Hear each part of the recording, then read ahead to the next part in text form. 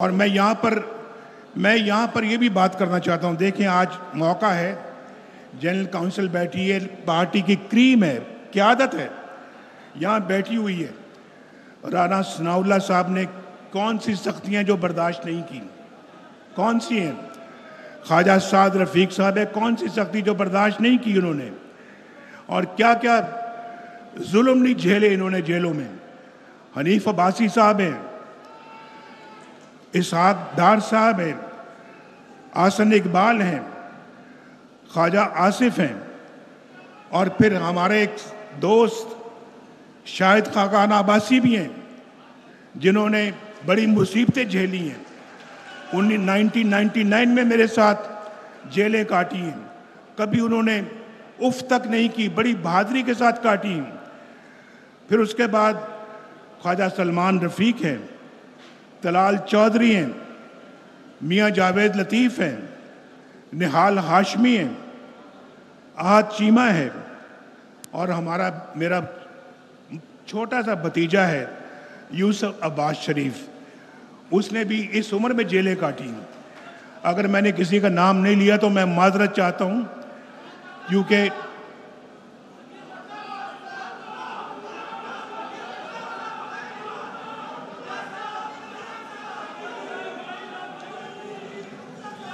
بہرحال میں سمجھتا ہوں یہ سب لوگ جو ہیں یہ پارٹی کے انتہائی قیمتی اثاثہ ہیں. اور بھائی میں تو آج جب سوچ رہا تھا کہ صدارت کا منصب مجھے دوبارہ پیش کیا گیا ہے یا مجھے ذمہ داری سونپی گئی ہے, تو میں سوچ رہا تھا کہ میں جب سے میں وزیر اعلیٰ بنا پنجاب 1985, اس وقت سے لے کے 2017 تک سارا نقشہ میرے دماغ میں گھوم رہا تھا, کن کن مراحل سے میں گزرا اور کیا کیا اللہ تعالیٰ کے فضل و کرم سے ہم نے کارنامے انجام دیے, اللہ تعالیٰ کون کون سے کام ہم سے لیے.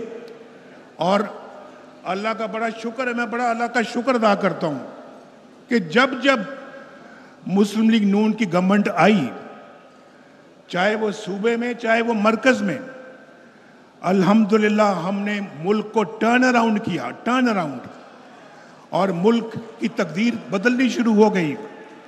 اور پاکستان کے اندر اس زمانے کو ذرا یاد کرو, میں تو 1990 کی طرف نہیں جا رہا, اگر وہاں سے کاؤنٹ کرو گے, خلل اگر نہ آتا تو آج پاکستان اس خطے کی تو دور کی بات ہے, اس بر اعظم میں ایک منفرد حیثیت رکھتا. یہ میں آپ کو بالکل سچ کہہ رہا ہوں, یہاں بیٹھے ہوئے لوگ سب اس بات کی تصدیق کریں گے کہ پاکستان اس خطے کی ایک بہت بڑی طاقت ہوتا.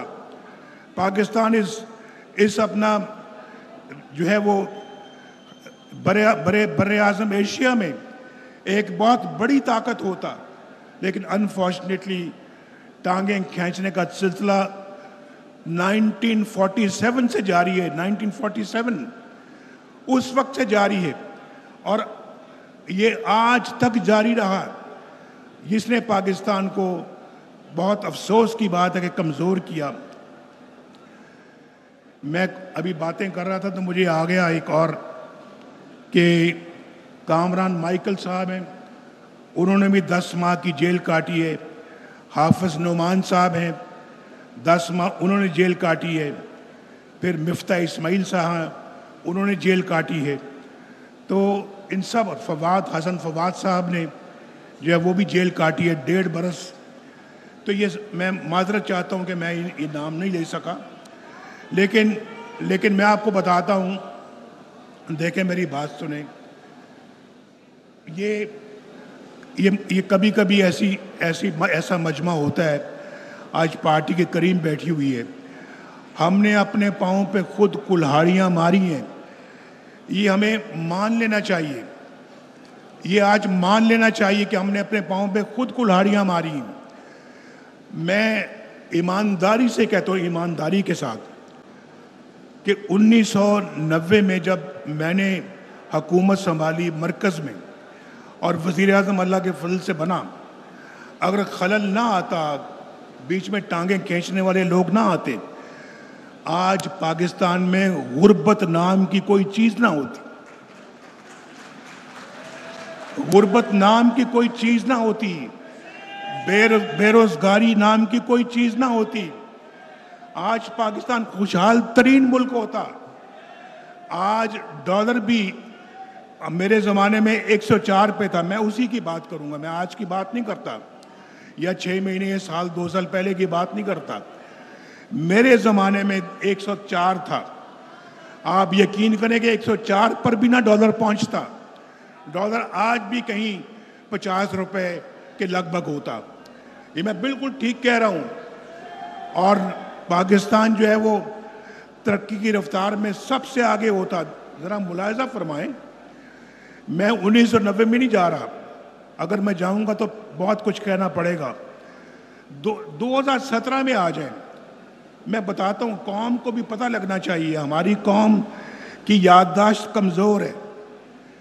کمزور ہے, یہ نہیں سمجھتی اس نے کیا کیا اور یہ شخص کیا کر گیا ہے, اس نے کیا اور اس نے کیا تباہی کی ہے. آٹا میں 35 روپے چھوڑ کر گیا تھا. میں پھر دوبارہ گنوا دیتا ہوں کیونکہ سب کی یادداشت کمزور ہوتی ہے. روٹی 4 روپے کی تھی, چینی 50 روپے کی تھی, پٹرول 65 روپے لیٹر تھا, ڈالر 104 کا تھا, سونا 50,000 روپے تولا تھا, سبزیاں 10 روپے کلو ملتی تھیں. بے روزگاری کا خاتمہ ہو رہا تھا. ہمارے ہاتھ میں کوئی کشکول نہیں تھا, کوئی کشکول نہیں تھا. یقین مانے کبھی کشکول لے کر ہم نہیں گئے کہ ہمیں اتنے پیسے دے دو, ہمیں اتنا امداد دے دو, ہمیں اتنی گرانٹ دے دو, کبھی نہیں. اپنے زور بازو پہ سارے کام کیے الحمدللہ, اپنے وسائل سے سارے کام کیے. دہشت گردی کا خاتمہ جیسے پوچھ چکے ہیں وہ احسن اقبال صاحب, ہم نے کیا. ہم نے کراچی کا امن ہم نے بحال کیا. موٹر ویز پاکستان میں ہم نے بنائی ہیں. ہم نے. آج ذرا کوئی بتا دے نا یار, آپ بھی بیٹھے ہیں یہاں پہ, 1947 سے لے کے 2024 تک کسی نے کوئی موٹر وے بنائی ہے؟